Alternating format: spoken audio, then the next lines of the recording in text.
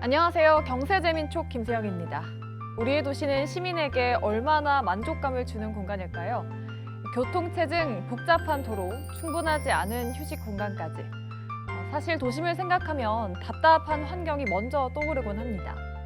행복한 도시 환경은 국민의 행복과 직결된 문제이기에 모두가 행복한 건축, 도시 공간을 만드는 방안은 무엇보다 중요할 텐데요. 건축과 도시 공간의 가치를 창조하기 위해 설립된 최초의 건축도시 분야 정부 출연 연구기관 건축공간연구원 이영범 원장과 함께 행복한 도시를 만드는 방법 이야기해 보겠습니다.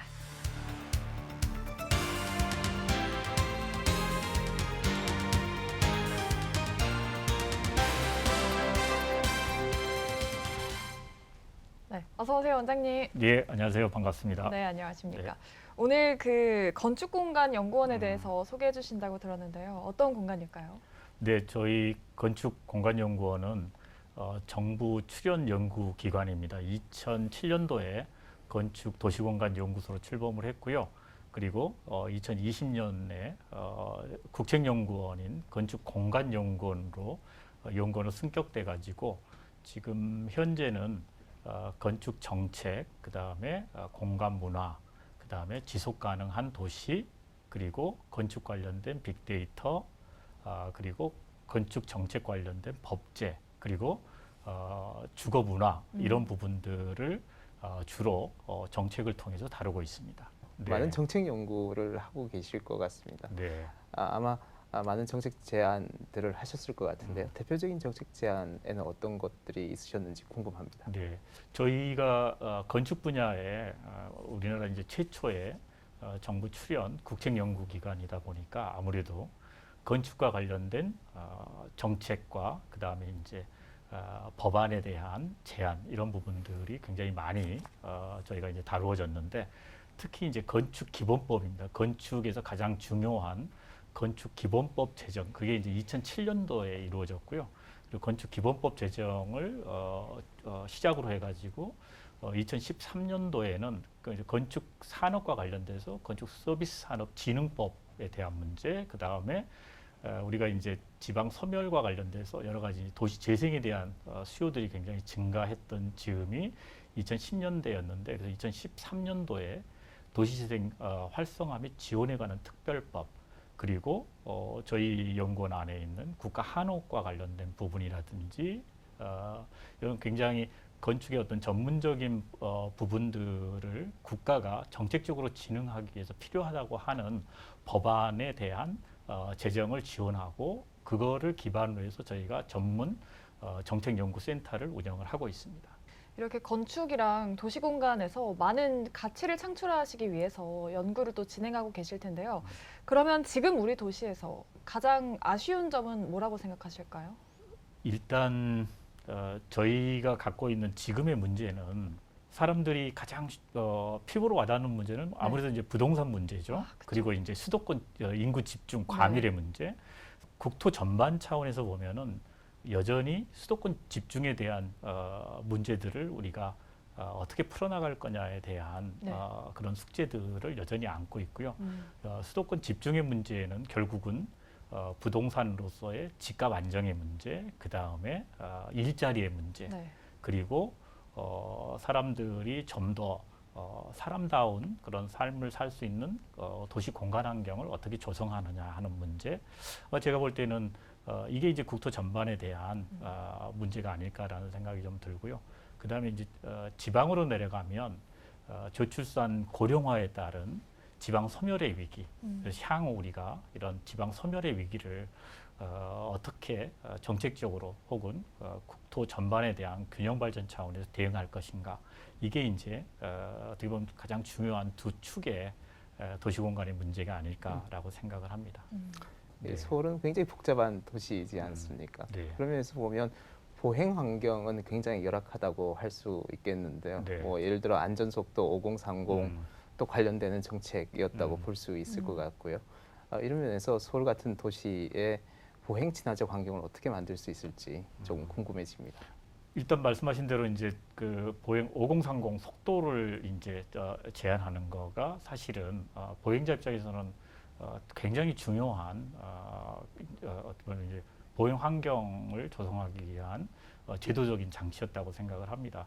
특히 이제 그 아이들의 입장에서 혹은 도시에서 이제 약자들의 훨씬 더 이제 보행 환경에 친화적인 정책이었다고 생각을 하는데 우리가 지금까지 서울을 중심으로 하는 이제 대도시에서는 개발 시대를 살아오면서 자동차 중심의 문화가 지배적이었던 게 사실입니다.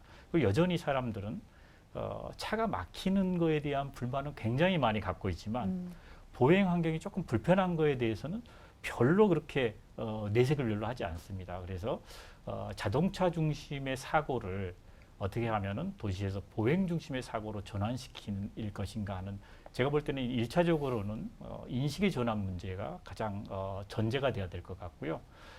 보행과 관련해 가지고는 가장 중요한 거는 보행의 안전성뿐만 아니라 속도를 제한하는 문제뿐만 아니라 결국 보행은 도시 공간 전체의 네트워크의 문제가 굉장히 중요합니다. 그러니까 내가 단순하게 걷는 거의 문제가 아니라 걷는 거가 어떻게 내가 도시에서 살아가는 여러 가지 삶의 편의하고 연결되느냐 하는 그 부분이 굉장히 중요해서 보다 안전한 생활도로에서 보행자 우선 그리고 걷기 좋은 도시의 공간 환경을 조성하는 것도 중요하지만 보행 환경하고 공원이라든지 녹지라든지 광장이라든지 사람들이 쉽게 접근할 수 있는 그런 공간들을 보행 중심의 어떻게 보면은 이제 접근로하고 어떻게 인접시켜 가지고 파리의 이달고 시장 이야기하는 15분 도시처럼 하나의 생활권 안에서 사람들이 걸어서 혹은 자전거를 통해서 쉽게 접근해서 내가 이 도시에서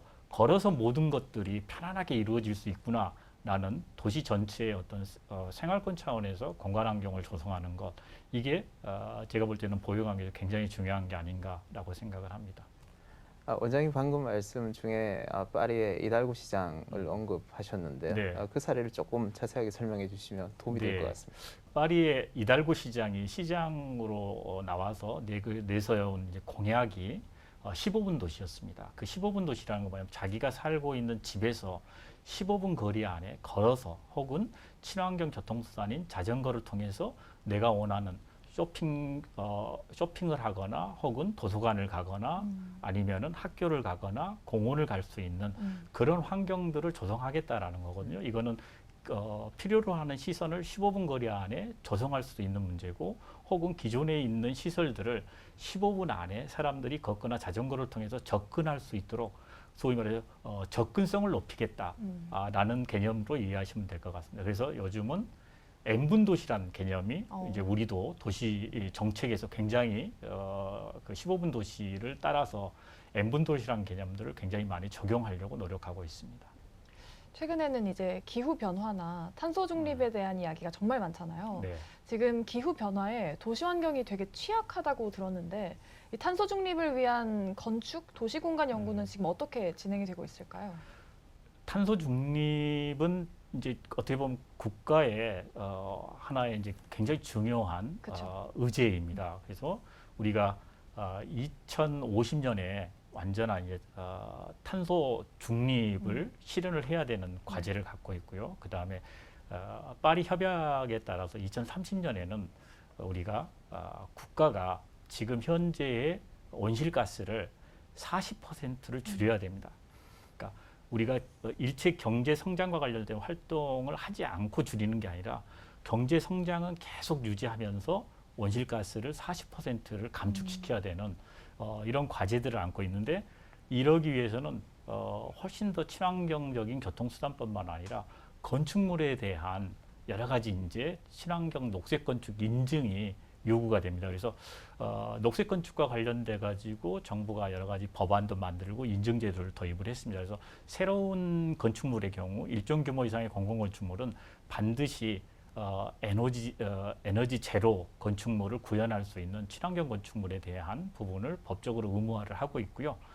그리고 기존에 있는 건물들이 이제 사실은 굉장히 큰 문제인데 기존의 건물들을 어떻게 하면 친환경적인 그린 리모델링으로 전환시켜 가지고 에너지 효율을 높이고 그다음에 건물에서 배출되는 탄소 배출량을 줄여나가는 그런 노력들을 하고 있습니다. 그래서 민간 부분에서의 건물에 기존 건물들을 리노베이션할 수 있도록 우리가 이제 민간에 이자를 지원하는 제도 같은 것들을 통해서 그래서 신축 건물뿐만 아니라 기존 건물에 여러 가지 이제 탄소 배출량을 줄이는 노력들을 통해서 녹색 건축을 실현하려고 하고 있습니다. 기후 문제나 탄소 중립도 당연히 이제 도시 공간에 영향을 미칠 텐데요. 사회 문제 역시 도시의 건축과 공간에 영향을 미칠 것 같습니다. 우리나라 사회는 지금 초고령화 사회로 진입하고 있는데요. 연구원에서 고령 사회 진화적인 도심에 관한 연구도 진행하고 계신 것으로 알고 있는데요. 그 네. 내용을 조금 소개해 주시겠습니까? 예, 저희 연구원에서 지금 이제 대통령 직속에 저출산 고령화 위원회가 있는데 저출산 고령화 위원회하고 함께 향후 이제 고령 사회에 우리 사회가 어떻게 대비할 것인가에 대한 다양한 정책적 논의를 하고 있습니다. 잘 아시겠지만 65세 이상의 고령 인구가 전체 인구 대비 20%를 넘어서면 우리가 초고령 사회라고 합니다. 그래서 이미 우리나라도 초고령 사회에 진입을 했고요. 그래서 이 초고령 사회로 진입하면서 결국 이제 노인의 문제들이 단순하게 복지 차원에서 국가가 시의적 복지로 뭐 돌봄이라든지 뭐 이렇게 접근해서는 이제는 그거를 정부 예산으로도 감당이 안 되고 또 스스로의 어떤 자족적 삶을 영위해 나가기도 굉장히 어렵다고 보여집니다. 그래서 저희가 지금 고령 친화센터를 통해서 하는 연구의 어떤 핵심은 뭐냐면 지금 학령 인구들이 자꾸만 줄어드니까 예.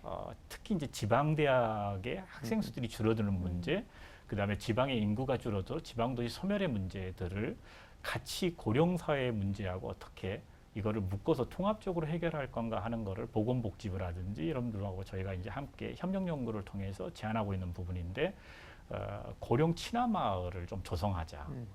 그 고령 친화 마을이 일정한 지방의 지자체에서 그거를 하나의 생활 공동체로 해서 고령 친화 마을을 조성한다면 이들이 단순하게 시설 중심의 돌봄이 아니라 스스로 자신들의 생활을 영위해 나가면서 우리가 이제 그거를 에이징 인 플레이스라고 하는데 자기가 원하는 환경, 살아왔던 거주 환경과 유사한 곳에서 자기 생을 마지막까지 마무리할 수 있도록 도와주는 개념입니다. 그래서 노령 친화 마을이라 이제는 또 이제 치매에 대한 문제들이 굉장히 심각해지는데 그래서 이제 치매 안심 마을 같은 것들을 지자체하고 협력해 가지고 그걸 하나의 공동체적인 마을 개념으로 이들을 돌보는데 여기에 이제 아까 말씀드린 것처럼 지방대학이 산학협력으로 함께 연계해 가지고 고령 사회의 문제, 그다음에 지방 소멸의 문제, 대학의 위기의 문제 이런 부분들을 함께 풀어나간다면 어떻게 보면은 오히려 우리가 갖고 있는 문제 의식이 해결책이 되지 않을까라는 기대감을 또 갖고 있습니다.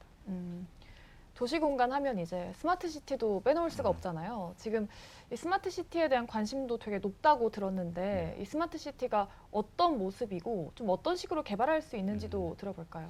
스마트 시티 하면은 가장 지금 현재 사람들의 머릿속에 떠오르는 거는 네. 하늘에 드론과 같은 것들이 교통수단처럼 막 날아다니고 그렇죠. 드론 그다음에 택시. 이제 네, 말씀하신 드론 택시라든지 그다음에 인공지능의 자율주행 사람이 운전하지 않고 네.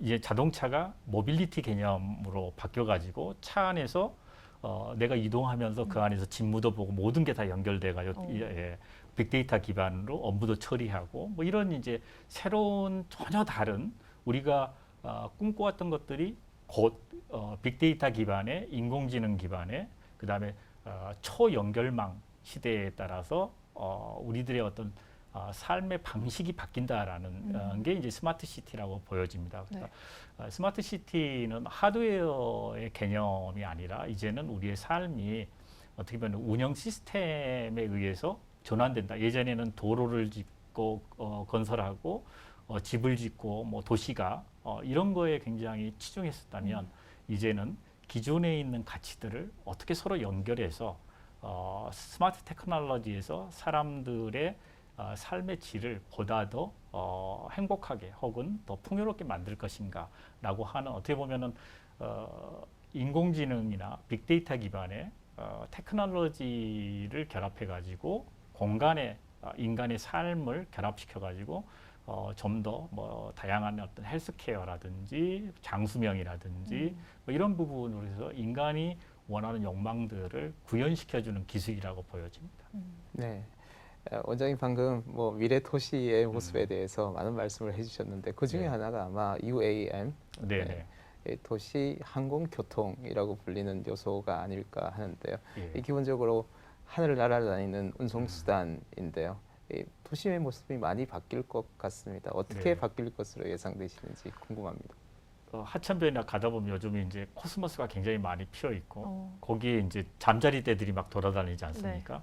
아마 그런 시대가 되면 내가 고개를 들어 하늘을 보면 마치 잠자리떼가 날아다니는 것처럼 소위 이제 그 유암이 뭐 드론 택시나 이런 것들이 네. 막 다니기 시작하는 그런 시대가 될 것 같아요. 그런데 그런 시대가 되면은 굉장히 단거리 이동 수단으로서 굉장히 많이 각광을 받을 것 같아요. 그리고 그러다 보면은 이제 우리가 기존의 도로교통 중심의 탄소 배출에 의존했던 그런 자동차 교통 부분들이 굉장히 줄어들게 되니까 탄소 중립에도 굉장히 많은 기여가 될 거라고 보여집니다. 그런데 이제 이럴 경우는 또 다른 이제 소위 하늘을 날아다니는 교통에 대한 소음이라든지 그 다음에 안전에 대한 문제 뭐 이런 부분들에 대한 여러 가지 이제 규제도 동시에 고민이 돼야 될 것 같고요. 그 다음에 이제 다른 하나 비용의 문제입니다. 비용이 비싸다라는 거죠. 네. 예. 그러다 보니까 이게 이제 보편적으로 누구나 접근할 수 있는 교통수단이 될 수 없다라는 관점에서 이제 어떻게 보면 좀 더 형평적인 누구나 다 접근할 수 있는 이런 공평한 도시 미래의 테크놀로지를 누릴 수 있게 하는 그런 어떤 제도적인 장치도 좀 필요한 거 아닌가라고 생각을 합니다. 앞서서 그 지방 인구 감소, 지방 도시 소멸에 대한 이야기도 말씀해 주셨는데요. 지금 이 문화산업 인프라가 서울에만 집중되어 있다는 그 문제도 무시할 수 없을 것 같은데 네. 지방 도시의 도시재생 활성화 연구도 같이 진행이 되고 있을까요? 저는 2013년도에 도시재생 활성화 및 지원에 관한 특별법이 제정되고 나서 도시재생 선도 사업이라고 해서 이제 국가가 재정을 투입해 가지고 도시재생 사업을 진행을 하고 있습니다. 그래서 이제 올해부터는 도시재생 사업이 유형이라든지 이런 게 이제 좀 더 통합되고 그래서 그럼에도 불구하고 기존 도시에서는 원도심이 이제 인구가 줄어들고 상가가 활력을 잃게 되니까 도시재생 사업으로 그런 부분들을 지원해서 해결해 나가려고 하는 노력도 하고 있고요. 도시뿐만 아니라 농어 산촌의 문제도 굉장히 심각합니다. 농촌의 문제, 어촌의 문제, 사람이 이제는 조금만 더 지나면 더 이상 살지 않는 폐촌이 될 수도 있고, 그다음에 어업의 경쟁력, 농업의 경쟁력, 아무도 농사를 짓거나 어업의 산업으로 인구로서 이것들 유입하는 어떻게 보면 이제 우리가 그런 창구가 없기 때문에 그래서 지금 어촌이나 농촌들의 재구조화 문제 그리고 농촌이나 어촌을 어떻게 활성화할 것인가 하는 부분에서도 해양수산부라든지 그 다음에 이제 또 행안부에서는 지방 소멸 기금을 통해서 지방 소멸을 어떻게 방지할 건가 하는 국가 차원에서 여러 가지 사업들을 펼치고 있습니다. 이 도시고유의 멋 중에 가장 중요한 요소가 아마 한옥 아닌가 네. 싶습니다. 어떻게 이 한옥이나 도시고유의 멋과 미래 도시의 모습을 연관지어서 잘 발전시킬 수 있는 방안을 고민해야 될 텐데 어떤 네. 보관을 가지고 계신지 궁금합니다. 예, 저희 건축공간연구원의 국가 한옥센터를 저희가 이제 운영을 하고 있습니다. 그래서 정책적으로 한옥 진흥과 관련된 여러 가지 연구도 진행을 하고 있고요. 그 다음에 이제 11월 달에 경주에서 계속 열리는데 우리나라 한옥 박람회를 개최를 합니다. 그리고 이제 그래서 대중적으로 여러 가지 한옥의 우수성이라든지 그 다음에 이제 한옥의 산업적 경쟁력들을 좀 더 우리가 더 발전시켜 나갈 수 있는 다양한 정책적 아이디어 같은 것들을 박람회를 통해서 공유를 하는 그래서 그런 이제 노력들을 하고 또 저희 연구원에서 한옥 박람회 때 한옥 아이디어 공모전 같은 것들을 통해서 여러 가지 학생들이 한옥이라든지 뭐 이런 부분들에 더 많은 관심을 가져서 건축적으로 여러 가지 이제 아이디어를 제안하는 것들을 저희가 이제 선정해 가지고 또 시상하는 그런 제도를 하고 있고 그래서 이런 정책적 연구뿐만 아니라 사실은 이제 한옥을 산업적 관점에서 놓고 본다면 가장 크게 이제 우리가 풀어야 될 과제가 목재의 단가를 낮추고 그다음에 이제 한옥이 갖고 있는 화재 취약성을 안전 측면에서 어떻게 이제 풀어나가느냐 이런 문제들의 지속적인 저희가 정책 연구들을 하고 있습니다. 원장님 그 건축공간연구원에서 하시고 계신 연구 중에 하나가 국토 경관에 관한 연구도 포함되어 있는 것으로 아는데요. 대단히 중요한 주제 같은데 네.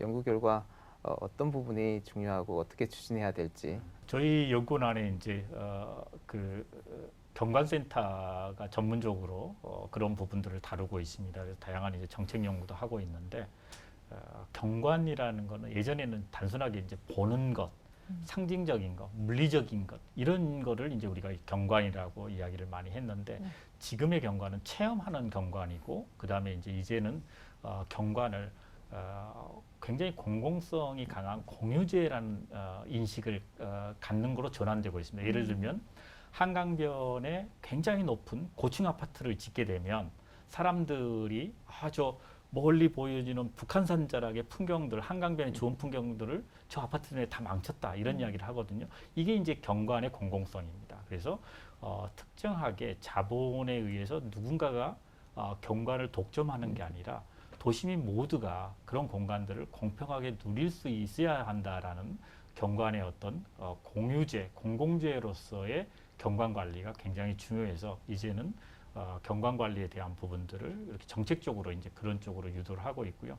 최근에는 서울에서 이제 재개발이나 재건축에서 자꾸만 이제 층수 굉장히 높게 지어서 그렇죠. 거기서 이제 고층에서 바라보는 어떤 경관들을 즐기려고 그게 이제 분양가나 뭐 이런 분양성에 영향을 미치는데 네. 실제로 거주자의 경관이 뿐만 아니라 그걸 바라보는 도시민 전체의 경관도 굉장히 중요하다라는 관점에서 경관의 공공성 이러한 부분들을 저희가 정책적으로 굉장히 강조를 많이 하고 있습니다. 네.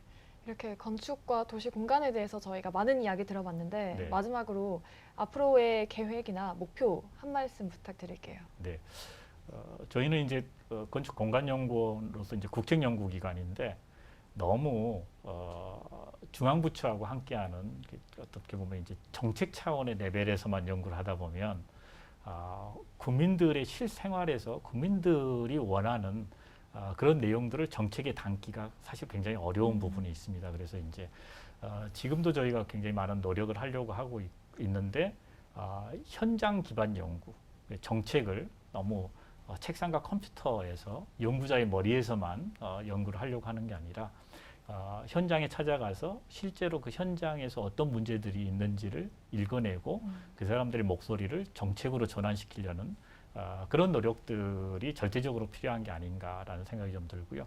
그리고 그런 현장 기반을 연구를 하다 보면 문제가 굉장히 복합적으로 얽혀 있다라는 생각이 좀 듭니다. 그래서 이거는 비단 어떤 건축의 문제가 아니라 굉장히 다양한 다른 전문 분야, 그래서 다른 국책연구원하고의 협력연구나 협동연구를 통해서 다각도로 뭔가 좀 더 창의적인 어떤 시선으로 여러 가지 우리 국가가 미래의 국민들의 어떤 보다 행복한 삶터를 만들기 위해서 노력해야 되는 부분들에 대해서 저희가 좀 더 융복합적인 정책 연구를 풀어나가려고 하는 이게 이제 앞으로 저희가 갖고 있는 지금의 이제 계획입니다.